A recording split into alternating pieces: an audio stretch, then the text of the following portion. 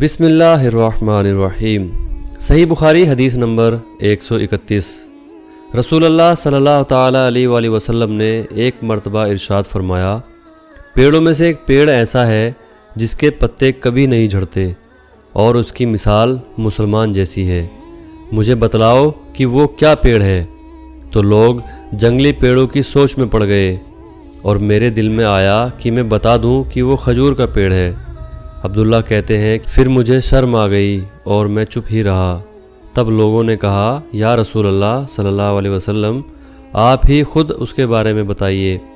آپ صلی اللہ تعالیٰ علیہ وآلہ وسلم نے فرمایا، وہ کھجور ہے۔ عبداللہ کہتے ہیں کہ میرے جی میں جو بات تھی وہ میں نے اپنے والد عمر رضی اللہ تعالیٰ عنہ کو بتائی، تو وہ کہنے لگے کہ تو اگر اس وقت کہہ دیتا تو میرے لیے ایسے قیمتی سرمایے سے زیادہ محبوب ہوتا۔